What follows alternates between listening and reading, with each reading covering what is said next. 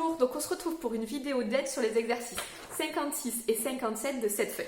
Donc 56 et 57, ici, donc comme tout à l'heure, on va étudier le signe de la dérivée de ces deux fonctions pour établir le tableau de variation. Voilà, j'en ai déjà trop dit, mais donc pour établir le tableau de variation, il faut étudier le signe de la dérivée et donc il faut étudier la dérivée.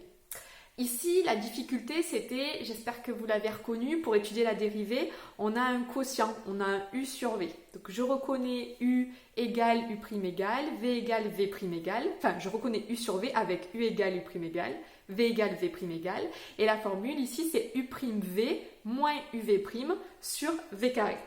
Donc pour le 56, vous obteniez, entre parenthèses, donc exponentielle t fois 2t moins 2, au numérateur, exponentielle t fois 2t moins 2, divisé par 2t au carré.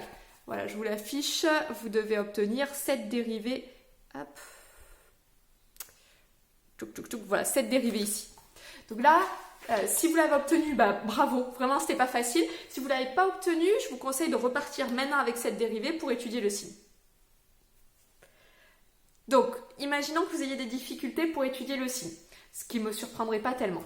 Donc, il y a trois morceaux pour moi ici. Il y a exponentielle t, il y a 2t moins 2, une fonction affine, et il y a 2t entre parenthèses au carré. Exponentielle t, c'est facile, c'est positif, tout le temps. Donc, plus, c'est strictement positif, ça ne vaut jamais 0, super facile. 2t carré, alors vu que c'est un carré, donc ça fait 4t carré, mais ne le développez pas, c'est inutile. Donc, 2t carré, c'est un carré, c'est toujours positif, sauf lorsque 2t vaut 0. Et quand est-ce que 2t vaut 0 ? Lorsque t vaut 0. Donc ici, vous aviez votre deuxième ligne. Et puis, il vous restait 2t moins 2. Donc là, pareil, c'est une fonction affine. Donc normalement, vous avez vu la correction des exercices qui c'était 86 et 55. Donc fonction affine, on est revenu dessus. Vous devez étudier donc le signe de la fonction affine 2t moins 2. Le coefficient directeur, ici, c'est 2. Voilà, vous établissez votre tableau de variation. Attention, il y a une valeur interdite, puisque ici, il ne faut pas que le dénominateur soit égal à 0. Or, 2t, il vaut 0 quand t vaut 0. Donc, en fait, il y a une valeur interdite en 0. Et puis, vous complétez votre tableau de variation. Pour le 57, exactement pareil. Alors là, vous allez voir, il se passe quelque chose d'un petit peu rigolo. Est-ce que c'est le mot ? Pas trop. Au numérateur, vous allez avoir moins x au carré plus 2 fois exponentielle x. Et au dénominateur, vous allez avoir exponentielle x au carré.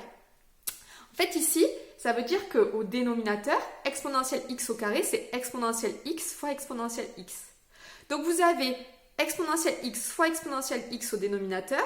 Et au numérateur, vous avez moins x au carré plus 2 fois exponentielle x. Donc, vous allez pouvoir simplifier par exponentielle x en haut et en bas. Et vous allez trouver donc une dérivée comme écrite ici, c'est-à-dire moins x au carré plus 2 sur exponentielle x.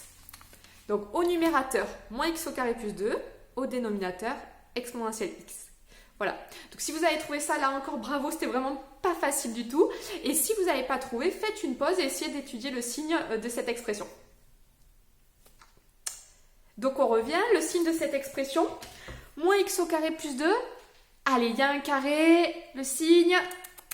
Voilà, c'est un trinôme, j'espère que vous l'avez eu chez vous. Donc A vaut moins 1, B vaut 0 puisqu'il n'y a rien devant le X, et C vaut 2. Attention, là encore, c'était casse-pied, le discriminant, c'était pas un carré, c'était 8. Donc voilà, faites attention, il y a 2 racines, etc. Et vous complétez. Et puis cette exponentielle, c'est très facile encore une fois, c'est un signe plus, puisque l'exponentielle, c'est toujours positif. Alors voilà, donc on a fini cet exercice, vous pourrez regarder la vidéo d'aide. Donc je le redirai aussi sur la vidéo de correction. Donc je le redirai sur la vidéo de correction. C'est des exercices qui sont vraiment pas évidents, mais on peut se douter, si les E3C auront lieu, qu'il y ait quelque chose de ce genre-là, c'est-à-dire une étude de fonction avec une fonction exponentielle. Donc il faut vraiment vous y entraîner, essayer de faire par vous-même vraiment. Ici, regarder la correction ne suffit pas, il faut vraiment que vous essayiez de les travailler par vous-même. Voilà, je compte sur vous, prenez soin de vous, restez chez vous et puis bon courage.